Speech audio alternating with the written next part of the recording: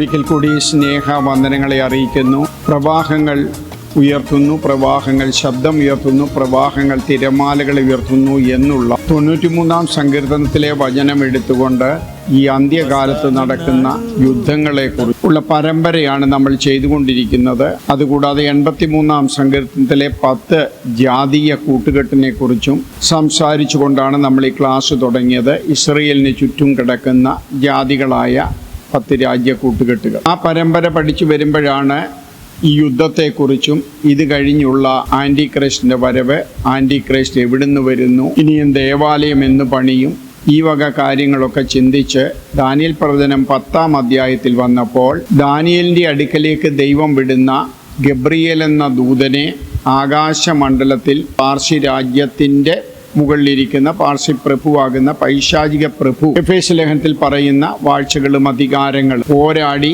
തടഞ്ഞെന്നും അവനോട് യുദ്ധത്തിനായി ദൈവം ഗബ്രിയേലിനെ സഹായിക്കാൻ തൻ്റെ ദൂതനായ ഇസ്രയേലിൻ്റെ ദൂതനായ മിഖായേലിനെ വിട്ടു. മിഖായേൽ അവിടെ യുദ്ധം ചെയ്യുന്നു.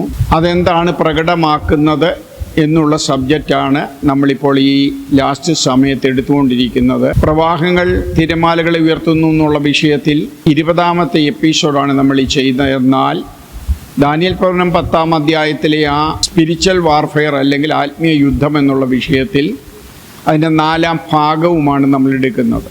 കഴിഞ്ഞ ദിവസം യൂദായുടെ ലേഖനത്തെ എൻ്റെ ഹൃദയം തൊട്ട് ഞാൻ ആത്മാർത്ഥമായി വിവരിച്ച് ചില സത്യങ്ങളെ വെളിപ്പെടുത്തുവാൻ ദൈവം ഭാഗ്യം തന്നു. അതിനകത്ത് 7 ദൃഷ്ടാന്തങ്ങൾ കാണിച്ചിട്ടാണ് യൂദായുടെ ലേഖനത്തിലെ 2-3 അധ്യായത്തിൽ പറയുന്ന തങ്ങളുടെ ദുഷ്കാമ പ്രവർത്തിക്കായിട്ട് യേശുക്രിസ്തുവിൻ്റെ നാഥനെ വിറ്റ് കളയുന്ന നുഴഞ്ഞു കയറി വന്ന ചില മനുഷ്യർ.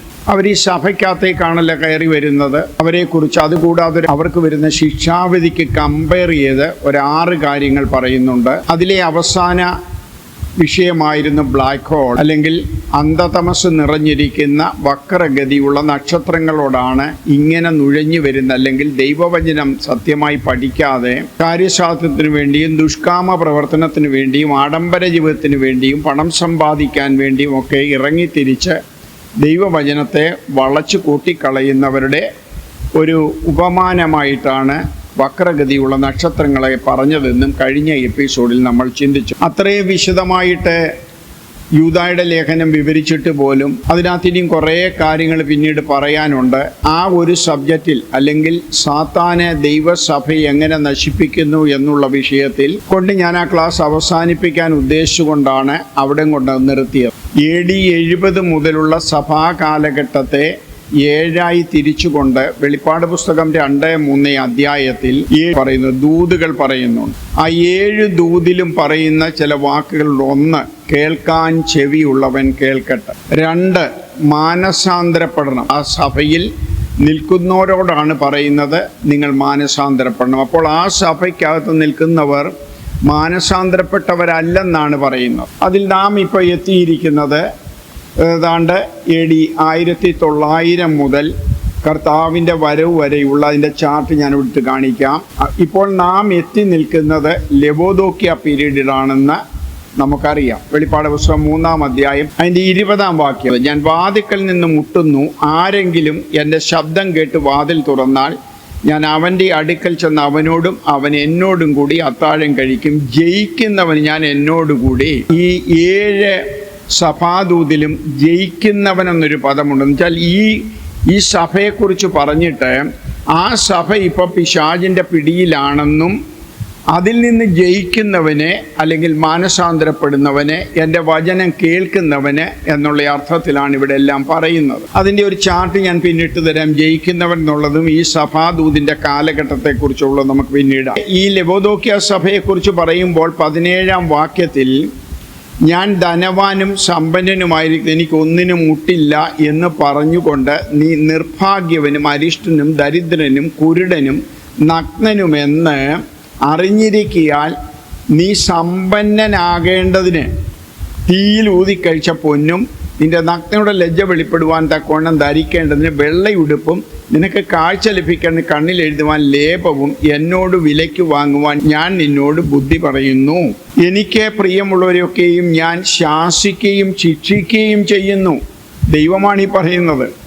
അപ്പോൾ ഇവിടെ ശിക്ഷയുണ്ട്, ശാസനയുണ്ട്, ദുഃഖമുണ്ട്, കഷ്ടതയുണ്ട്. പക്ഷെ ഞാൻ സമ്പന്നനാണ്, എനിക്കെല്ലാം അറിയാം, എനിക്കിതൊക്കെ മതി എന്ന് പറഞ്ഞ് നിൽക്കുന്നവര് ഈ ലവോദോക്യ അല്ലെങ്കിൽ ഇന്നത്തെ സഭയെക്കുറിച്ചായി പറയുന്നു. ഇന്ന് ലോകത്തിലുള്ള അത് ഏത് സഭയുമാകട്ടെ, നിങ്ങൾ നിൽക്കുന്ന സഭയെക്കുറിച്ചായി പറയുന്നു. അപ്പോൾ ആ സഭയിൽ നിന്ന് നിങ്ങൾ മാനസാന്തരപ്പെടണം, ജയിക്കണം. ആ സഭയെക്കുറിച്ച് തന്നെ പറയുമ്പോൾ എല്ലാ സഭാദൂതിലും ഉണ്ടെങ്കിലും അതിനെക്കുറിച്ച് നമ്മൾ പറയുമ്പോൾ 2-ാം അധ്യായം അതിൻ്റെ 14-ാം വാക്യത്തിൽ വരുമ്പോൾ കുറഞ്ഞെന്ന് കുറ്റം പറവാനുണ്ട്, അവിടെയും കുറ്റം പറയുന്നുണ്ട്. ചിലർ പറയും കുറ്റം പറയില്ലെന്ന് പറയും. ഉണ്ട്. ഇസ്രായേൽ മക്കൾ വിഗ്രഹാർപ്പണം തിന്നേണ്ടതിനും ദുർനടപ്പ് ആചരിക്കേണ്ടതിനും അവരുടെ മുൻപിൽ ഇടർച്ച വെറുപ്പാൻ ബാലാക്കിന് ഉപദേശം കൊടുത്ത ബിലയാമിന്റെ ഉപദേശം പിടിച്ചിരിക്കുന്നവർ അവിടെ നിനക്കുണ്ട്. ഇങ്ങനെയുള്ള കുറച്ച് പേര് നിന്റെ കൂടെയുണ്ട്. അപ്പോൾ അങ്ങനെ ഈ സഭാദൂതെല്ലാം പഠിക്കുമ്പോൾ അവിടെയെല്ലാം ഒരു പൈശാചിക പോരുകളും സഭകളിലെല്ലാം പൈശാചിന്റെ പ്രവർത്തനങ്ങൾ വിശ്വാസികളെ തെറ്റിക്കാൻ ഉണ്ടെന്നുമുള്ളത് സ്പഷ്ടമായിട്ട് നമുക്ക് മനസ്സിലാകും. നമ്മൾ കൊരിന്ത്യർ ലേഖനത്തിൽ 9-ാം അധ്യായം 24-ാം വാക്യത്തിലേക്ക് വരുമ്പോൾ പൗലോസ് അപ്പോസ്തലൻ അവിടെ പറയുന്നുണ്ട്, ഓട്ടക്കളത്തിൽ ഓടുന്നവർ എല്ലാവരും ഓടുന്നു എങ്കിലും ഒരുവനെ ബിരുദു പ്രാപിക്കുന്നുള്ളൂ എന്ന് അറിയുന്നില്ലയോ? നിങ്ങളും പ്രാപിപ്പാൻ തക്കവണ്ണം ഓടുവിൻ. അപ്പം നമ്മളുടെ ഓട്ടക്കളത്തിലാണ്, വളരെ സൂക്ഷിച്ചെങ്കിലേ നമുക്ക് അവിടെ ഓടിയെത്തുവാൻ പറ്റും. അടുത്തത് 25-ലെ അംഗം പൊരുന്നവനൊക്കെയും സകലത്തിലും വർജനം ആചരിക്കുന്നു. അതോ അവർ വാടുന്ന കിരീടവും നാമോ വാടാത്ത കിരീടവും പ്രാപിക്കേണ്ടതിന് തന്നെ. അപ്പൊ ഇതൊരു അംഗം പൊരുതലാണ്. ഇവിടെ ഒരു പോരാട്ടമുണ്ടെന്നുള്ളത് നമുക്ക് വ്യക്തമായിട്ട് നമുക്ക് മനസ്സിലാകും. അതുകൊണ്ട് നമുക്ക് വേറൊരു ഭാഗത്തേക്ക് പോകാം. 1 യോഹന്നാൻ 5-ന്റെ 19-ാം വാക്യമാണ്. സർവ്വലോകവും ദുഷ്ടന്റെ അധീനതയിൽ കിടക്കുന്നു. അപ്പോൾ ഇങ്ങനെയൊരു മർമ്മം ഇവിടെ ഉണ്ട്. എന്താണ് ഈ സർവ്വലോകവും ദുഷ്ടന്റെ അധീനതയിൽ കിടക്കുന്നു എന്ന് പറയാൻ കാരണം? ഈ ലോകം ദുഷ്ടന്റെ അധീനതയിലാണോ? ഈ ഭാഗം നമ്മൾ ഇംഗ്ലീഷ് ബൈബിൾ വായിക്കുമ്പോൾ we know that we belongs to God, we know that Satan rules all the people who belongs to this world. അവിടെ പറയുന്ന സർവ്വലോകവും സാത്താന്റെ അധീനതയിൽ കിടക്കുന്നു എന്ന് നമ്മുടെ മലയാളം ബൈബിൾ വായിക്കുമ്പോൾ we know that Satan rules all the people who belongs to this world. ഈ ലോകത്തിന് അനുരൂപരായവരാ. അതുകൊണ്ടാണ് കഴിഞ്ഞ ദിവസം ഞാൻ യോഹന്നാന്റെ സുവിശേഷം 15-ൽ നിന്നും 17-ൽ നിന്നും 2 വാക്യങ്ങൾ എടുത്ത് യേശുക്രിസ്തു നമ്മൾ വിശ്വാസികളെ കുറിച്ചുള്ള 2 സാക്ഷ്യം പറഞ്ഞത് ഞാൻ അവിടെ പറഞ്ഞിരുന്നു. പിതാവേ, ഇവർ ലോകക്കാരല്ലാതിരിക്കെ, ഇവർ ലൗകികരല്ലാതിരിക്കെ ഇവരെ കാക്കണമേ. കാരണം യേശുക്രിസ്തുവിൽ വിശ്വസിക്കുന്ന വിശ്വാസികൾ ലോകക്കാരല്ല. ഈ ലോകത്തിൽ 2 വേൾഡുണ്ട്. ഒന്ന് ആത്മീയമായ വേൾഡ്, 2 പൈശാചിക സ്പിരിച്വൽ വേൾഡ്. ആ സ്പിരിച്വൽ വേൾഡാണ് സാത്താന്റെ അധീനതയിൽ കിടക്കുന്നത്. വി നോ ദാറ്റ് സാത്താൻ rule all the people who belonging to this world. ഈ ലോകത്തിന് അധീനരായവരുടെ അവന്റെ കയ്യിലാണ് കിടക്കുന്നത്. അപ്പൊ അങ്ങനെ ഒരു എഗ്രിമെന്റ് കാര്യങ്ങൾ ഇവിടെയുണ്ട്. ഞാൻ കഴിഞ്ഞ ദിവസം നേരത്തെ ഒരു എപ്പിസോഡിലും പറഞ്ഞിരുന്നു. ഗദരദേശത്തെ ഭൂതഗ്രസ്തനുള്ള ആ ഭൂതത്തെ ഇറക്കി വിടുമ്പോൾ അവർ മത്തായിയുടെ സുവിശേഷത്തിൽ ചോദിക്കുന്ന ഒരു ചോദ്യമുണ്ട്, സമയത്തിന് മുൻപേ ഞങ്ങളെ ദണ്ഡിപ്പിക്കാൻ വന്നു. അതുമാത്രമല്ല, വെളിപ്പാട് പുസ്തകം 21-ാം അധ്യായത്തിൽ പറയുമ്പോൾ സംഭവിച്ചു തീർന്നു. അപ്പോൾ ഇതൊരു വലിയ പ്രോഗ്രാമാണ്. there is something plan or agreement with Satan and God. എന്തൊക്കെയോ അവിടെ ഉണ്ട്. അതാണ് നമുക്ക് ഈ വാക്യങ്ങളിൽ നിന്ന് തെളിയുന്നത്. അപ്പോൾ ഇവിടെ 2 ലോകമുണ്ട്. ഒന്ന് ആത്മീയ ഗോളം, ദൈവത്തിന്റെ ആത്മീയ ഗോളം, ഒന്ന് സാത്താന്റെ സ്പിരിച്വൽ ഗോളം. അതാണ് ഈ ലോകം, ലൗകികരെന്നൊക്കെ പറയുന്നത്. അതുകൊണ്ടാണ് പരീക്ഷണ സമയത്ത് യേശുക്രിസ്തുവിനോട് പറയുന്നുണ്ട്, നീ എന്നെ ഒന്ന് വീണ് നമസ്കരിച്ചാൽ ഞാൻ ഇതെല്ലാം നിനക്ക് തരാം. അപ്പൊ യേശുക്രിസ്തു മറുത്ത് പറയുന്നില്ല. അതിനകത്ത് ചില കാര്യങ്ങളുണ്ട്. ഈ ലോകത്തിലുള്ളതെല്ലാം ഇവന് തൽക്കാലത്തേക്ക് ടെമ്പററി ഒരു പാഠം പോലെ കൊടുത്തേക്കുക. എന്തിനാ? ഇവിടെയുള്ള ആദാമ്യ മക്കളെ പരീക്ഷിച്ചിട്ട് അവർ കൊള്ളാവുന്നവരാണോ എന്ന് തിരിച്ചറിയാൻ. അല്പം കൂടി ഞാൻ പറഞ്ഞാൽ, ഞാൻ നിഴലും പൊരുളും എന്ന ക്ലാസ്സിൽ പറഞ്ഞിരുന്നു റിബേക്ക ഇസഹാക്കിന്റെ വിവാഹത്തെക്കുറിച്ച്. അതിൽ ഞാൻ ചാർട്ടിട്ട് കാണിച്ചിട്ടുണ്ട്. റിബേക്ക ഈ 10 ഒട്ടകങ്ങൾക്കും ഈ കൂടെ വന്ന മനുഷ്യർക്കും കൂടി മൊത്തം വെള്ളം കോരിക്കൊടുക്കാൻ കിണറ്റിലേക്ക് ഓടിക്കയറുന്നു. അങ്ങനെ ഇതിനെല്ലാം കുടിച്ച് തൃപ്തിയാകുള്ളൂ ആ പെൺകൊച്ചു കോരി കൊടുക്കുമ്പോൾ ഈ ഏലയാസർ ഒരു കല്ലിൻ്റെ പുറത്തിരുന്നിട്ട് ഇങ്ങനെ കയ്യും കൊടുത്ത് നോക്കിയിരിക്കുക. അവിടെ പറയുന്നത്, എൻ്റെ യജമാനൻ്റെ മകൻ ഇവളെ കൊള്ളാമോ എന്നറിയേണ്ടതിന് ഏലയാസർ നോക്കിക്കൊണ്ടിരുന്നു. എന്നാണ് സൂക്ഷിച്ചു നോക്കിക്കൊണ്ടിരുന്നു. ആ ക്ലാസ്സിൽ ഞാൻ പറഞ്ഞിരുന്നു. അപ്പോൾ ഇതൊരു വാർഫീൽഡാണ്. ഈ വാർഫീൽഡിൽ നമ്മൾ ജയിക്കണം. അതാണ് വെളിപ്പാട് പുസ്തകം 7 സഭാദൂതിലും പറയുന്നുണ്ട്, ജയിക്കുന്നവന്. ആ 7 പോയിന്റുകൾ ഞാനെടുത്ത് ചാർട്ടായിട്ട് ഇടാൻ നോക്കാം. ഓക്കെ, അവിടെ ജയിക്കണം നമ്മൾ. ലോകം സാത്താൻ്റെ അധീനതയിലാണ്. അത് കൃത്യമായിട്ടും ബൈബിൾ നമ്മളെ വരച്ചു കാണിക്കുന്നു. ഞാൻ ഇംഗ്ലീഷ് ബൈബിളും മലയാളം ബൈബിളിൻ്റെയും കോട്ടിങ് അതിനകത്ത് ഇട്ടല്ലോ. പത്രോസ് 1:7 അഴിഞ്ഞു പോകുന്നതും തീയിൽ ശോധന കഴിക്കുന്നതുമായ പൊന്നിനേക്കാൾ നിങ്ങളുടെ വിശ്വാസത്തിൻ്റെ പരിശോധന വിലയേറിയത് എന്ന് യേശുക്രിസ്തുവിൻ്റെ പ്രത്യക്ഷതയിൽ പുകഴ്ചയ്ക്കും തേജസ്സിനും മാനത്തിനുമായി കാണുവാൻ അങ്ങനെ ഇടവരും. ഈ പൊന്ന് തീയിൽ ഊതിക്കഴിച്ച് അതിനെ ശുദ്ധി ചെയ്യുന്നതിനേക്കാൾ വിശ്വാസത്തിൻ്റെ പരിശോധന വിലയേറിയതാണ്. കാരണം ഈ പോരുകളും പോരാട്ടങ്ങൾ ഇവിടെയുണ്ട്, സ്പിരിച്വൽ വാർ ഇവിടെയുണ്ട്, വാർഫെയർ ഉണ്ട്. അതിനകത്ത് നമ്മൾ ജയിക്കണം. അതാണ് വെളിപ്പാട് പുസ്തകത്തിലെ 7 സഭാദൂതിലും പറയുന്നത്. ആ 7 കാലഘട്ടത്തിലുമുള്ള വിശ്വാസികളോട് പറയുകയാണ്, നിങ്ങളിതിൽ നിന്ന് ജയിക്കണം. സഭ ഒരു വൃക്ഷമായി വളർന്നു. മത്തായിയുടെ സുവിശേഷം 13 3-ാമത്തെ ഉപമയിൽ ഒരു മനുഷ്യനെടുത്ത് ദൈവരാജ്യം അല്ലെങ്കിൽ സ്വർഗരാജ്യം, മത്തായി സ്വർഗരാജ്യം എന്നാണ് പറയുന്നത്, സ്വർഗരാജ്യം എടുത്ത് വയലിലിട്ടു. അതൊരു വൃക്ഷമായി. അതിൽ പറവകൾ വന്ന് കൂടുവെച്ചു. പറവകൾ സേത്താനെന്ന് 2-ാമത്തെ ഉപമയിൽ കർത്താവ് പഠിപ്പിച്ചു തരുന്നുണ്ട്. ഷാജ് വന്ന് ഈ സഭയിൽ കൂടുവെച്ചു. അങ്ങനെയാണ് കുസ്തന്തീനോസ് ചക്രവർത്തി മതപരിവർത്തനം നടത്തി ഇവിടേക്ക് ദുരാചാരങ്ങളും വിഗ്രഹാരാധനയും എല്ലാം കടന്നു വന്നത്. നമ്മുടെ വിശ്വാസത്തിൻ്റെ പരിശോധന വളരെ വിലയേറിയതാണെന്ന് മനസ്സിലാക്കി ദൈവവചനം എങ്ങനെ നമ്മൾ പഠിക്കണം, എങ്ങനെ നമ്മൾ ഗ്രഹിക്കണം എന്നുള്ളത് നമ്മൾ മനസ്സിലാക്കണം. അടുത്ത നമ്മൾ 1 കൊരിന്തി 3-ാം അധ്യായം അതിൻ്റെ 12-ാം വാക്യത്തിലേക്ക് പോകുമ്പോൾ അവിടെ ഇച്ചിരി കാര്യമായിട്ട് നമ്മൾ പറയേണ്ടതാണ്. എന്നാൽ ഞാൻ അത്രയും ഇപ്പോൾ പോകുന്നില്ല. 11-ാം വാക്യം, യേശുക്രിസ്തു എന്ന ഇട്ടിരിക്കുന്ന അടിസ്ഥാനമല്ല മറ്റൊന്ന് ഇടുവാൻ ആർക്കും കഴിയുകയില്ല. ആ അടിസ്ഥാനത്തിന്മേൽ ആരെങ്കിലും പൊന്ന്, വെള്ളി, വിലയേറിയ കല്ല്, മരം, പുല്ല്, വൈക്കോൽ എന്നിവ പണിയുന്നു എങ്കിൽ അവനവൻ്റെ പ്രവൃത്തി വെളിപ്പെട്ട് വരും. ആ ദിവസം അതിനെ തെളിവാക്കും. അത് തീയോടെ വെളിപ്പെട്ട് വരും. അടിസ്ഥാനത്തിന്മേൽ ആരെങ്കിലും പൊന്ന്, വെള്ളി, വിലയേറിയ കല്ല്, മരം, പുല്ല്, വൈക്കോൽ എന്നിവ പണിയുന്നു എങ്കിൽ, അപ്പോൾ നമ്മളാണ് പണിയേണ്ടത്. നമ്മളിത് പണിതിരിക്കണം. നമുക്കല്ലാതെ ആർക്കും ഇത് പണിയാൻ പറ്റത്തില്ല. ഇത് പണിയേണ്ട ഡ്യൂട്ടി നമുക്കാണ്. അതുകൊണ്ടാണ് വെളിപ്പാട് പുസ്തകത്തിൽ 19-ാം അധ്യായത്തിൽ നമ്മൾ വായിക്കുന്നു, തൻ്റെ കാന്തയും തന്നെത്താൻ ഒരുങ്ങിയിരിക്കുന്നു. തന്നെത്താൻ ഒരുങ്ങണം. 1 യോഹന്നാൻ 5:18 നമ്മൾ വായിച്ചു, ദൈവത്തിൽ ജനിച്ചത് തന്നെത്താൻ സൂക്ഷിക്കുന്നു. അപ്പൊ നമ്മൾ തന്നെത്താൻ സൂക്ഷിക്കണം. പാസ്റ്റർ അല്ല നമ്മളെ ഒരുക്കുന്നത്. അവനവൻ്റെ ഡ്യൂട്ടിയാണ് ഈ വിശുദ്ധിയിലും വേർപാടിലും വിശ്വസ്തതയിലും സത്യത്തിലും താഴ്മയിലും വിനയത്തിലും ഒക്കെ ജീവിക്കുവാൻ. എന്നിട്ടാണ് പറയുന്നത്, സർവ്വലോകവും ദുഷ്ടന്റെ അധീനതയിൽ കിടക്കുന്നുവല്ലോ. തന്നെത്താൻ ഒരുങ്ങാനേ മാർഗമുള്ളൂ. കാരണം ഇവിടെ ഒരു പൈശാചിക പോരുണ്ട്. അത് സഭയ്ക്കകത്തോട്ട് തന്നെ കയറി വരുന്നു. നുഴഞ്ഞു വരുന്ന കള്ള മനുഷ്യർ, അവർ ദുഷ്കാമ കാര്യത്തിനു വേണ്ടി ദൈവത്തിൻ്റെ വചനത്തെ കൂട്ടിക്കളയുന്നു. അവർക്ക് 7 വിധ ദൃഷ്ടാന്തങ്ങൾ നമുക്ക് കാണിച്ചു തന്നു. ഇനി അവർക്ക് വരാൻ പോകുന്ന ഭയാനകരമായ വിപത്ത് അവരെക്കുറിച്ച് ഉപമാനമായിട്ട് പറയുന്നത് 2 ചത്ത വേരുറ്റ വൃക്ഷങ്ങളാ. അന്ധതമസ് സൂക്ഷിച്ചു വെച്ചിരിക്കുന്ന വക്രഗതിയുള്ള ബ്ലാക്ക് ഹോളുകളാ അവര്. അതിനെക്കുറിച്ചൊക്കെ കഴിഞ്ഞ എപ്പിസോഡിൽ ഞാൻ പറഞ്ഞല്ലോ. മത്തായിയുടെ സുവിശേഷം 12-ാം അധ്യായത്തില് വളരെ ചിന്തിക്കേണ്ട ഒരു ഭാഗമാണ്. 43 മുതൽ ഞാനോട്ട് വായിക്കണം. അശുദ്ധാത്മാവ് ഒരു മനുഷ്യനെ വിട്ടു പുറപ്പെട്ട ശേഷം നീരില്ലാത്ത സ്ഥലങ്ങളിൽ കൂടി തണുപ്പ് അന്വേഷിച്ചുകൊണ്ട് സഞ്ചരിക്കുന്നു. കണ്ടെത്തുന്നില്ല താനും.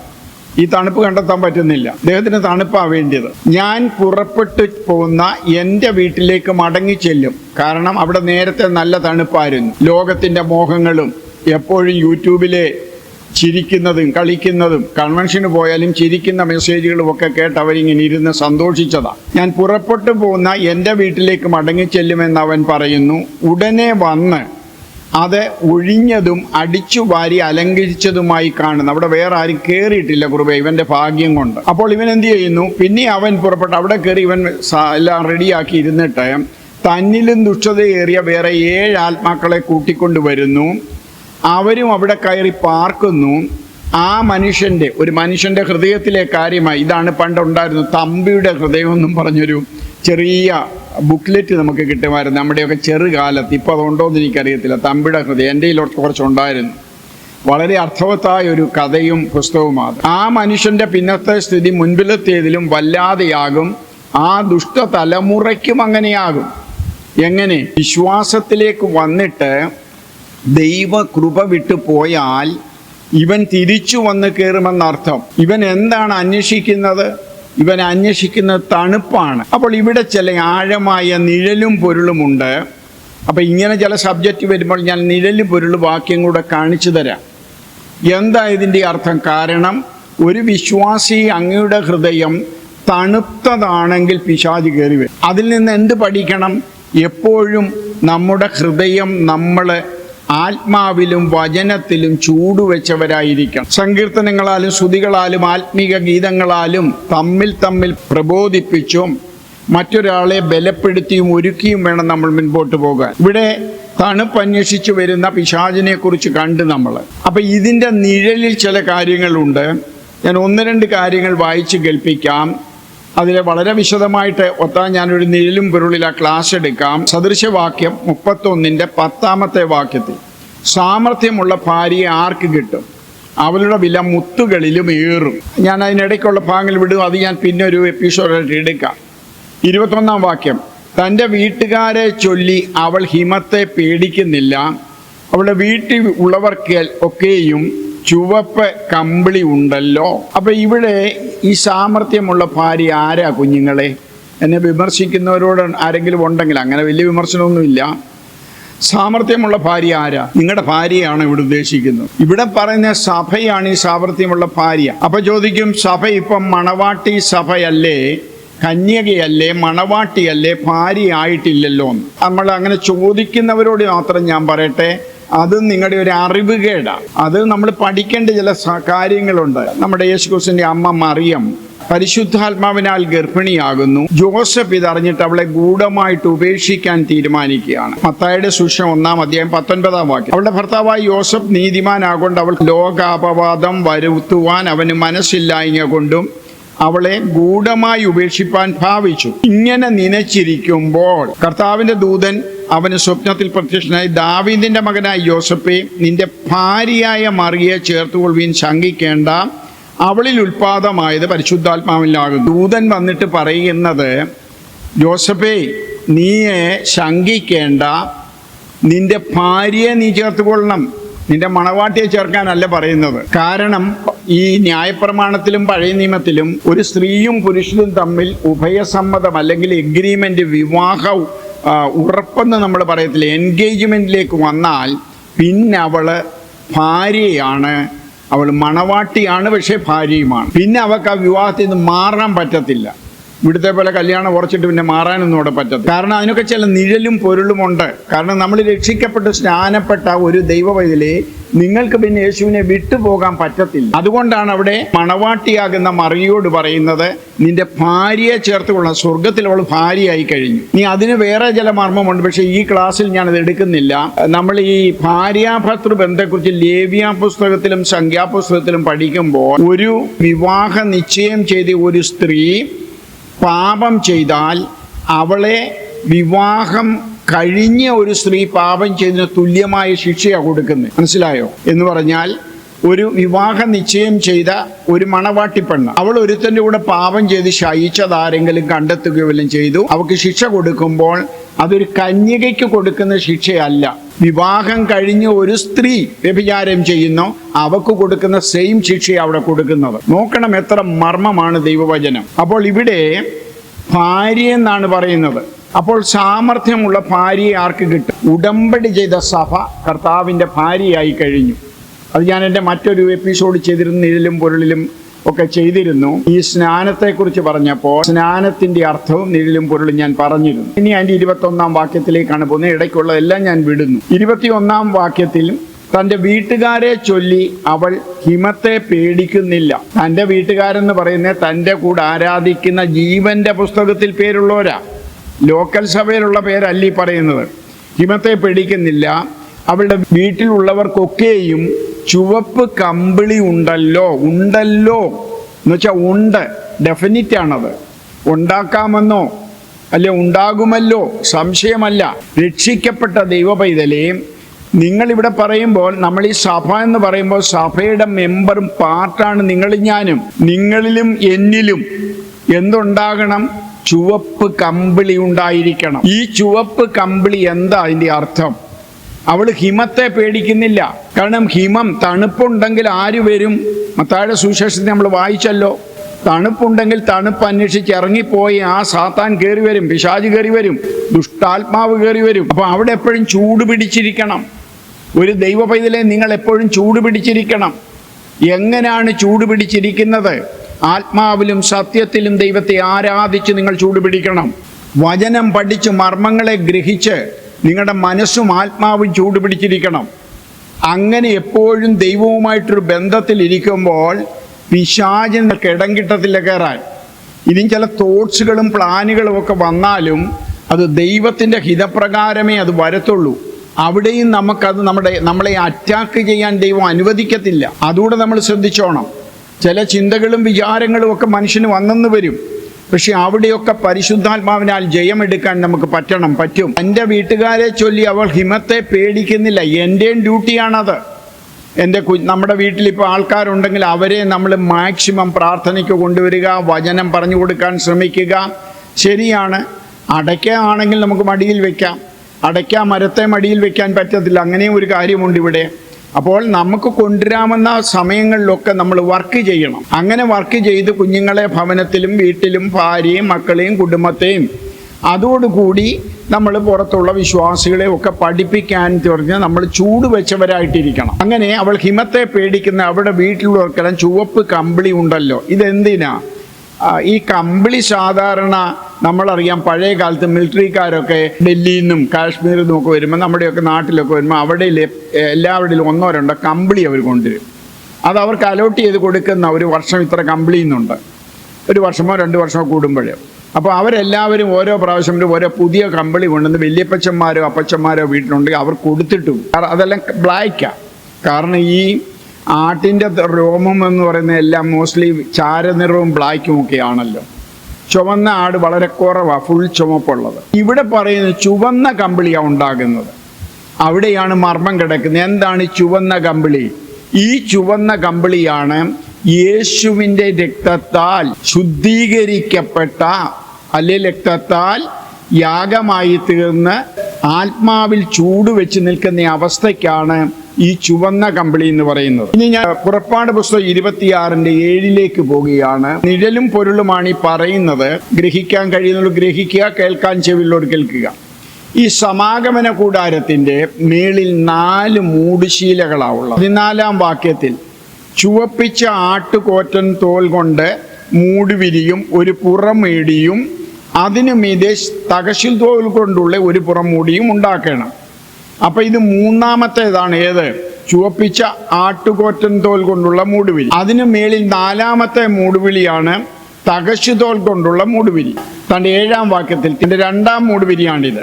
കോലാട്ട് രോമം കൊണ്ടുള്ള ഒരു മൂടുശീല ഉണ്ടാക്കണം. അപ്പോൾ അത് 2-ാമത്തെ മൂടുശീലയാണ്.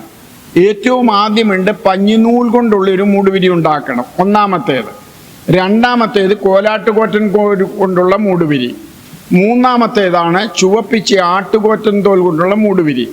4-ാമത്തേതാണ് തകശുതോൽ കൊണ്ടുള്ള മൂടുവിരി. അതെൻ്റെ സമാഗമന കൂടാര ക്ലാസ്സിലുണ്ട്. ഈ ചാനലിൽ തന്നെ സമാഗമന കൂടാരം ഒരു 15-18 വർഷം മുമ്പ് എടുത്ത ഹാർവസ്റ്റ് TV എടുത്ത പ്രോഗ്രാം കിടപ്പുണ്ട്. 68 എപ്പിസോഡുകളുണ്ട്. അതുകൂടാതെ ഞങ്ങൾ തെലുങ്കിൽ എടുത്തിട്ടുണ്ട്. തെലുങ്കിലുണ്ടെങ്കിലും അതിനകത്ത് മലയാളം പറഞ്ഞ് തെലുങ്ക് തർജ്ജിമയാണ്. അപ്പോൾ കുറച്ചുകൂടെ അത് മോഡേണാണ്. 5 വർഷമൊക്കെ ആയിട്ടുള്ള അത് എടുത്തിട്ട്. അപ്പോൾ ഇത് രണ്ടും നിങ്ങൾക്ക് കേൾക്കാവുന്നതാണ്. ഇഷ്ടമുള്ളത് നിങ്ങൾക്ക് കേൾക്കാം. 3-ാമത്തെ മൂടുവിരി ചുവപ്പിച്ച് ആട്ടുകോറ്റൻ തോൽ കൊണ്ടുള്ള മൂടുവിരിയാണ്. ആരാ ഇത് ചുമപ്പിച്ചത്? ചുമന്നതെന്നല്ല ഇവിടെ പറഞ്ഞ, ചുവപ്പിച്ച. അതിൻ്റെ അർത്ഥം എന്താ? കാരണം നിങ്ങളും ഞാൻ മുഖാന്തരമാണ് നമ്മുടെ യേശു രക്തം ചൊരിയേണ്ടി വന്നത്. അങ്ങനെയാണ് യേശു ചുമന്നത്. അങ്ങനെയാണ് അവൻ്റെ വിയർപ്പ് കൂമങ്ങളിൽ കൂടി രക്ത തുള്ളികൾ പോലെ വിയർപ്പ് കൂമങ്ങൾ കൂടി ഒഴുകിയത്. ഒരു രക്തക്കട്ടയായിട്ട് ആ ഗെത്സമനെ തോട്ടത്തിൽ യേശു ഇറങ്ങി വരുന്നത്. അത് വേറൊരു മർമ്മവും സബ്ജക്റ്റുമാണ്. അപ്പോൾ ഇത് ചുവപ്പിച്ചതാ. ആരാ ചുവപ്പിച്ചത്? നമ്മളെല്ലാം കൂടി ചുവപ്പിച്ചു, നമ്മുടെ പാവങ്ങൾ. അതുകൊണ്ടാണ് ഗെത്സമനെ തോട്ടത്തിൽ വെച്ച് യേശുക്രിസ്തു പറയുന്നത്, പിതാവേ കഴിയുമെങ്കിൽ, കാരണം ടൺ കണക്കിന്, ട്രില്യൺസ് കണക്കിന് ടണ്ണ് വെയിറ്റ് പാപമാണ് മനുഷ്യൻ ചെയ്തു കൂട്ടിയേക്കുന്നത്. അതൊരു മനുഷ്യന്റെ മേലെ അങ്ങോട്ട് ചുമത്തുകയായിരുന്നു. അതിൻ്റെ മർമ്മമാണ് ലേവ്യ പുസ്തകം 16-ാം അധ്യായത്തിൽ 21-ാം വാക്യത്തിൽ നമുക്ക് കാണാം. അവിടെ പാപയാഗ മൃഗത്തെ എടുക്കുമ്പോൾ ജീവനോടിരിക്കുന്ന കോലാട്ടിന് തലയിൽ അഹരോൻ കൈ രണ്ടും വെച്ച് ഇസ്രായേൽ മക്കളുടെ എല്ലാ കുറ്റങ്ങളും സകല പാപങ്ങളുമായ ലംഘനങ്ങളും ഏറ്റുപറഞ്ഞ് കോലാട്ടുകൊറ്റൻ്റെ തലയിൽ ചുമത്തി നിയമിക്കപ്പെട്ട ഒരാളുടെ കൈവശം അതിനെ മരുഭൂമിയിലേക്ക് അസസ്രേലിന് വേണ്ടി കൊടുത്തുവിടണം. അത് കോലാട്ടുകൊറ്റനാണ്. അതേസമയം ഹോമയാഗം കഴിക്കേണ്ടത് ആട്ടുകൊറ്റനെയാണ്. ലേവ്യ 26:4 ഇവിടെ ഈ കോലാടും ആടിനെ കുറിച്ചും ഒക്കെ ഒന്ന് പഠിക്കേണ്ടതാ. 3-ാം വാക്യം, പാപയാഗത്തിന്റെ കാളക്കിടാവിനോടും ഹോമയാഗത്തിന് ഒരു ആട്ടുകൊറ്റനോടും കൂടെ അഹരോൻ വിശുദ്ധ മന്ദിരത്തിൽ കടക്കണം. 26 വരുമ്പോൾ കോലാട്ടുകൊറ്റന്റെ മൂടുവിരിയാണ് ഉണ്ടാക്കേണ്ടത്. 4 പറയുന്നു ചുവപ്പിച്ച് ആട്ടുകൊറ്റൻ തോൽ കൊണ്ടൊരു മൂടുവിരി ഉണ്ടാക്കണം. അത് ലേവി 16:3 പറയുന്നു ഹോമയാഗത്തിനൊരു നമുക്ക് വേണ്ടി യാഗമായ ഹോമയാഗം ആട്ടുകൊറ്റന. അതേസമയം അസലേലിന് വേണ്ടി പോകുന്നത് കോലാട്ടുകൊറ്റന. ഈ ആടുകൾക്ക്, ഷീപ്പുകൾക്കൊക്കെ അർത്ഥമുണ്ട്. അത് ഞാൻ ചാർട്ട് ഇട്ട് തരാം നിങ്ങൾക്ക്. എൻ്റെ സമാഗമന കൂടാര ക്ലാസ്സിൽ ആ ക്ലാസ്സുകളുണ്ട്. എല്ലാം നമുക്ക് ഈ ചെറിയ എപ്പിസോഡിൽ വിവരിക്കാൻ പറ്റുകയല്ലോ. ഹോമയാഗത്തിന് ആട്ടുകൊറ്റനെടുക്കുന്നു. അതുപോലെ തന്നെ ആ ഹോമയാഗത്തിൻ്റെ ആട്ടുകൊറ്റൻ്റെ തന്നെ, അല്ലെ അതുപോലുള്ള ആട്ടുകൊറ്റന്മാരുടെ തോൽ കൊണ്ട് വേണം. അനേക യാഗങ്ങൾ അവിടെ ഹോമയാഗം നടക്കുമല്ലോ. അതിൻ്റെ എല്ലാം തോലെടുത്ത് വേണം സമാഗമന കൂടാരത്തിൻ്റെ 3-ാമത്തെ മൂടുശീല ഉണ്ടാക്കാൻ. അത് ചുവപ്പിക്കണം. അത് ഈ മൂപ്പന്മാരും ഇസ്രായേൽ പുരോഹിതന്മാരും ആ ചുമപ്പിക്കേണ്ട ഡ്യൂട്ടി, ഡൈജയുടെ ഡ്യൂട്ടി. അതിൻ്റെ അർത്ഥം എന്താ? നിങ്ങളുടെയും എൻ്റെയും പാപത്തിൻ്റെ പരിഹാരം മൂലമാണ് യേശു രക്തം ചൊരിഞ്ഞത്. സമാഗമന കൂടാരത്തിലെ നൂലുകളെ കുറിച്ച് പറയുമ്പോൾ നീലനൂല്, ധൂമ്രനൂല്, ചുവപ്പ് നൂല്, പിരിച്ച പഞ്ഞുനൂല്. നീലനൂല് ആകാശത്തിൻ്റെ കളർ, ഉയരത്തിൻ്റെ കളർ ദൈവത്വത്തെയും, ധൂമ്രനൂല് രാജ്യത്വത്തെയും അല്ലെങ്കിൽ മത്തായിയുടെ സുവിശേഷത്തെ കാണിക്കുന്നു. ചുവപ്പ് നൂല് രക്തം ചൊരിഞ്ഞ യേശുവിനെ, ലൂക്കോസിന്റെ സുവിശേഷത്തെ കാണിക്കുന്നു. അതുപോലെ തന്നെ പിരിച്ച പഞ്ഞുനൂല് ദാസ്യത്വത്തെ കാണിക്കുന്നു, മർക്കോസിന്റെ സുവിശേഷം. അപ്പോൾ ഇതിനെല്ലാം അർത്ഥമുണ്ട്. നമുക്ക് വേണ്ടി മനുഷ്യനായി മാനുഷിക മനുഷ്യ ജന്മമെടുത്ത യേശു ഈ സമാഗമന കൂടാരത്തിൽ 2 കമ്പിളിപ്പുതപ്പുണ്ട്. ഒന്ന് 2-ാമത്തെ മൂടുശീല കോലാട്ടുകൊറ്റന്റെ മൂടുവിരിയുണ്ട്. അത് കഴിഞ്ഞാട്ട് പിന്നെ 3-ാമത്തേതാണ് ചുവപ്പിച്ച് ആട്ടുകൊറ്റൻ തോൽ. 2-ാമത്തേത് കോലാട്ടുകൊറ്റന്റെയാ. അതിച്ചിരി കറുത്തതാ. അത് പാപികൾക്ക് വേണ്ടി ദൈവം കഷ്ടം അനുഭവിച്ചു. പാപികൾക്ക് വേണ്ടി പരിശുദ്ധാത്മാവിനാൽ ചൂട് പകരാൻ വന്ന യേശു. അതേസമയം ചുവപ്പിച്ച മൂടുവിരി എന്ന് പറയുന്നത് രക്ഷയിലേക്ക് വരുന്ന വിശ്വാസികളെ ആത്മാവിന്റെ ചൂടിൽ നിലനിർത്തണം. സമാഗമന കൂടാരത്തിനകത്ത് ധൂപപീഠത്തിൽ ധൂപം കത്തിക്കൊണ്ടിരിക്കും. അതിനകത്ത് നിലവിളക്കുണ്ട്. അപ്പോൾ ഈ 4 വിരി ചുറ്റിനും കിടക്കുമ്പോൾ ഇതിനകം അടഞ്ഞു കിടക്കുക. ഇനി ജനലും ഒന്നുമില്ല, വെന്റിലേഷനും ഒന്നുമില്ല. അപ്പോൾ അതിനകത്ത് ഈ വെട്ടം കിട്ടുന്ന ഈ വിളക്കിൻ്റെയാണ്. അപ്പോൾ അവിടെ കിട്ടുന്ന ആ വെട്ടത്തില് അവിടെ എപ്പോഴും ചൂടിന്റെ അന്തരീക്ഷമാണ്. ഏത് കൊടും തണുപ്പിലും സമാഗമന കൂടാരത്തിനകത്ത് ചൂട് നിലനിൽക്കും. പക്ഷെ ചില സമയത്ത് വിളക്ക് കെട്ടുപോയി. ശൗമേലിന്റെ കാലത്ത് അത് എന്തിനെ കാണിക്കുന്നു? അതാണ് ഇവിടെ പറയുന്നത്. വിളക്ക് കെട്ട് കഴിയുമ്പോൾ ഇവൻ കറങ്ങി തിരിച്ചു വരും. അങ്ങയുടെ ഹൃദയത്തിലെ പരിശുദ്ധാത്മാവാകുന്ന വിളക്ക് കെട്ട് കഴിയുമ്പോൾ, വചന വെളിച്ചത്തിന്റെ വിളക്ക് കെട്ട് കഴിയുമ്പോൾ, ആഴത്തിലേക്ക് വചനമിറങ്ങാതെ ദുരുപദേശത്തിൽ കൂടെ പോയി വിളക്ക് കെട്ട് കഴിയുമ്പോൾ പിശാചിന്റെ പോരുകൾ ഇങ്ങോട്ട് കയറും. അവൻ വരുമ്പോൾ മറ്റു കുഴപ്പമൊന്നുമില്ല, അടിച്ചു തളിച്ച് അവന് പറ്റുന്ന വിധത്തിൽ തണുപ്പായിട്ടിരിക്കുക ഹൃദയങ്ങൾ. അതിലോട്ട് ഇവൻ വന്നും കയറും. പിന്നെ ഒരു 7-നെയും കൊണ്ടുവരും. ഇവിടെ മത്തായിയുടെ സുവിശേഷത്തിലെ ഒരു ഭാഗം കൂടെ വായിച്ച് ഞാൻ ഇന്ന് ഈ ക്ലാസ് അവസാനിപ്പിക്കട്ടെ. മത്തായിയുടെ സുവിശേഷം 10-ാം അധ്യായം 34-ാം വാക്യം കൂടെ വായിച്ചിട്ട് ഞാൻ ഇന്നത്തെ ഈ ക്ലാസ് അവസാനിപ്പിക്കും. ഈ വാക്യം കൂടെ നിങ്ങളൊന്ന് ശ്രദ്ധിച്ചോണം. ഞാൻ ഭൂമിയിൽ സമാധാനം വരുത്തുവാൻ വന്നു എന്ന് നിരൂപിക്കരുത്, സമാധാനമല്ല വാളത്രേ വരുത്തുവാൻ ഞാൻ വന്നത്. അടുത്ത നോക്കിക്കോണം. മനുഷ്യനെ തൻ്റെ അപ്പനോടും മകളെ അമ്മയോടും മരുമകളെ അമ്മായിയമ്മയോടും ഭേദിപ്പാൻ അത്രേ ഞാൻ വന്നത്. യേശുക്രിസ്തു പറഞ്ഞത് എന്താ? നിങ്ങൾക്ക് ഗ്രഹിക്കാൻ പറ്റുന്നുണ്ടോ? ഇവിടെ ഒരു കലഹം ഉണ്ടാക്കാനാണോ യേശുക്രിസ്തു വന്നേ? അല്ല. പക്ഷേ കലഹം ഉണ്ടാകുമെന്ന് യേശുവിനെ അറിയാം. കാരണം എന്താ? ഇവിടെ വാർഫെയർ ഉണ്ട്. ഇവിടെ ശൈത്താൻ്റെ അധീനതയിൽ കിടക്കുക കാര്യങ്ങൾ. കാരണം നിങ്ങൾ തികഞ്ഞവനാകണമെങ്കിൽ അവൻ്റെ പരീക്ഷണത്തിൽ കൂടി പോകണം. ഞാൻ അല്പം കൂടെ ലളിതമായിട്ട് പറഞ്ഞാൽ, ഒരു കുഞ്ഞ് ജനിക്കുമ്പോൾ നമ്മൾ ആ കുഞ്ഞിനെ ഒരു റൂമിൽ അങ്ങ് അടച്ചിട്ട് വളർത്തുക. കാരണം അവൻ പാപത്തിലേക്ക് പോകല്ലേ. അങ്ങനെ വളർത്തുന്ന ആ കുഞ്ഞിനെ നിങ്ങളൊരു കിളിവാതിൽ കൊണ്ട് ആഹാരം കൊടുക്കും. അവന് 20 വയസ്സായി എന്നിരിക്കട്ടെ, അവനെ വെളിയിലോട്ട് ഇറക്കിക്കൊണ്ട് വന്നിട്ട് ആ മൊബൈൽ എന്തോന്ന് ചോദിച്ചാൽ അവനറിയാം. യൂട്യൂബ് അറിയാമോ? ഇന്ന് വേണ്ടത് കൂടുതലും സഹോദരി സഹോദരന്മാർക്ക് യൂട്യൂബിൽ. കാരണം എപ്പോഴും സിനിമയും ഇതും കണ്ട് ചിരിച്ചുകൊണ്ട് ഇരിക്കണമല്ലോ. അതറിയത്തില്ലല്ലോ. അല്ലേ അവന് പാലെന്തുവാ, ബസ് എന്തുവാ, കാർ എന്തുവാ, ഈ ലോകത്തിലോട്ട് അവൻ വരുമ്പോൾ അവന് അന്തം വിടത്തില്ല. അവൻ അപ്പം നല്ലവനാ, അവനൊരു കുഴപ്പമില്ല, ലോകത്തെക്കുറിച്ച് ഒരു പാപവും അവനെ അറിയത്തില്ല. അതേസമയം ഈ ലോകത്തിൽ അവനെ വെച്ചിരിക്കുക. ഇവിടെ കള്ളുണ്ട്, അതുണ്ട്, ഇതുണ്ട്, എല്ലാ മ്ലേച്ഛതകളുമുണ്ട്. ഇതിനകത്ത് നിന്നുകൊണ്ട് പറ, നീ നല്ലവനാണോ? നമ്മൾ ഈ നാട്ടിലുള്ള പലരെ കുറിച്ച് പറയുമ്പോൾ ആ മനുഷ്യനുണ്ട്, നല്ല മനുഷ്യൻ, ആ സഹോദരി ഒരു നല്ല മനുഷ്യരാണ്. നമ്മൾ അവൻ്റെ കാര്യം എന്നാ പറയാൻ എന്ന് പറഞ്ഞതുപോലെ എല്ലാം വെച്ചിരിക്കുക ഇവിടെ. അതിൽ നിന്ന് നമ്മൾ തികഞ്ഞവരായിട്ട് വരണം. അങ്ങനെ ഞാൻ വന്നെന്നിരിക്കട്ടെ, ഞാൻ ഇങ്ങോട്ട് വരുമ്പം രക്ഷിക്കപ്പെട്ടു. ഞാൻ ഒരു ഹിന്ദു മാർഗത്തിലാകാം, ഒരു സമുദായ സഭയിലാകാം. അപ്പോൾ എനിക്ക് ഈ വചനമൊക്കെ പഠിച്ച് രക്ഷിക്കപ്പെട്ട് ഞാനിപ്പോൾ എൻ്റെ വീട്ടിൽ മാതാവിനോടും പിതാവിനോടും ചെന്ന് പറയുക, എന്തോ ഭൂകമ്പമായിരിക്കുമെന്നറിയാം വീട്ടിൽ. മറന്നുപോയോ? പിതാക്കന്മാരെ നീ മറന്നോ? അപ്പനെ മറന്നോ? നീ അങ്ങനെ പോവാണോ? നീ കലക്കവെള്ളത്തിൽ മുങ്ങാൻ പോവാന്നോ? ഇതെല്ലാം അല്ലേ പറയുന്നു. പിന്നെ മുഖം കറപ്പിച്ച മാതാപിതാക്കൾ ഇരിക്കുന്നു, അല്ലെങ്കിൽ സഹോദരന്മാർ. പിന്നെ ആ വീട്ടിൽ 2-3 പക്ഷമാകും. ഇദ്ദേഹത്തിന് ഭാര്യ കൊണ്ട് അവരെയും എതിർക്കാൻ ബാക്കിയല്ല പെങ്ങളും ആങ്ങളെയും നാത്തൂനും ചേട്ടനും അന്യനും എല്ലാം കൂടെ അങ്ങ് ഒന്നിക്കും. കാരണം ഇവൻ സ്നാനപ്പെട്ട് ഗുണപ്പെടാൻ പോലെ കള്ളു കുടി നിർത്താൻ പോവുക, സിഗരറ്റ് വലി നിർത്തുക, പാപം ചെയ്യുന്നോ പാപം ചെയ്ത് എന്തെങ്കിലുമായിട്ട് ഇനി മുഴുവൻ നിർത്തിയില്ലെങ്കിലും ഒരു മാറ്റം അവന് വന്നല്ലോ. പക്ഷെ അതിപ്പോഴത്തേക്ക് ഇവിടെ കലഹമായി. അതാണ് ഇവിടെ പറയുന്നത്. ഇനി മറ്റൊരു കാര്യം പറയാം. നിങ്ങളുടെ കുടുംബത്തിൽ നിങ്ങൾ എല്ലാവരും സ്നാനപ്പെട്ട് വേർപെട്ടവരാന്നിരിക്കട്ടെ, നിങ്ങളിൽ ഒരാൾ കുറച്ച് ആത്മീയമായിട്ട് മുൻപോട്ട് വളർന്നു പോയാൽ മറ്റേ ആളിനെ ഇഷ്ടപ്പെടത്തില്ല. കാരണം അതിനർത്ഥം എന്താണെന്നറിയാമോ? ആ മറ്റേയാളിനെ പിടിച്ചിരിക്കുന്ന ഇതുപോലുള്ള ചില പോരുകൾ, അതിന് അധീനതയില്ല അദ്ദേഹം ഇരിക്കുന്നത്. ആക്ച്വലി ഒരാൾ ആത്മീയമായി മുൻപോട്ട് സ്റ്റെപ്പ് വെച്ച് പോകുമ്പോൾ കൂടെയുള്ള പാർട്ട്ണർ ആകട്ടെ, മക്കളാകട്ടെ, എല്ലാവരും ആ ആളിനെ പ്രോത്സാഹിപ്പിക്കണം, ആളിനെ ഹെൽപ്പ് ചെയ്യണം, എൻകറേജ് ചെയ്യണം. ഒരു തെറ്റ് കാണുമ്പോൾ എനിക്കൊരു മോളുണ്ട്. അപ്പോൾ അവൾ ചില കാര്യങ്ങൾ ഞാൻ പറയും ശരിയാണ്, ഞാൻ ചില കാര്യങ്ങൾ അവൾ എന്നോട് പറയും ശരിയാണ്. എനിക്ക് പ്രോത്സാഹനം തരും. ഞാൻ വടക്കേണ്ടിയിലൊക്കെ പോകുമ്പോൾ എനിക്ക് എൻ്റെ കുടുംബം പ്രോത്സാഹനം തന്നില്ലെങ്കിൽ ഞാൻ എങ്ങനെ പോകും? അപ്പോൾ അവിടെ ആ കുടുംബം നോക്കുന്നില്ല, ഇട്ടിട്ട് പോവാണോ, ഇവിടെ ആര് നോക്കും, നിങ്ങൾക്കിതേ ഉള്ളത് പണി, ഇങ്ങനെ പറഞ്ഞാൽ അവിടെ ഭിന്നതയായി, അവിടെ മനസ്സിന് ഏകീകരണം കിട്ടത്തില്ല. ആ കാര്യമാണ് യേശുക്രിസ്തു ഇവിടെ പറയുന്നത്. മനുഷ്യൻ്റെ വീട്ടുകാർ തന്നെ അവൻ്റെ ശത്രുക്കളാകും. 36-ാം വാക്യം. ദൈവത്തിൻ്റെ ജനമേ, ഇതൊരു വാർഫീൽഡാണ്. ഇതിനെ എങ്ങനെയാണ് ജയിക്കാൻ പറ്റുക? ഇതിനെ ജയിക്കാൻ പറ്റുന്നത് നമ്മൾ ദൈവസന്നിധിയിൽ ആത്മാവിൽ ചൂടുവെച്ചവരായി, ആത്മാവിൽ ബലപ്പെട്ട്, കർത്താവിനെ സ്നേഹിച്ച് വചനം പഠിച്ച്, എപ്പോഴും ആ ചൂടിൻ്റെ അനുഭവം അല്ലെങ്കിൽ ഈ തണുപ്പ് അന്വേഷിച്ച് ഇവൻ ഇവിടെ വാർഫീൽഡാണ്. ഇവൻ വരും. ലോകത്തിൻ്റെ അധീനതയിലാണ് കിടക്കുന്നത്. ഏത്? ഈ ലോകമെന്ന് പറയുമ്പോൾ ഈ സ്പിരിച്വൽ വാർഫെയറിൻ്റെ ലോകമാണ്. അത് നമ്മൾ ഇംഗ്ലീഷ് ബൈബിളിൽ വായിച്ചു.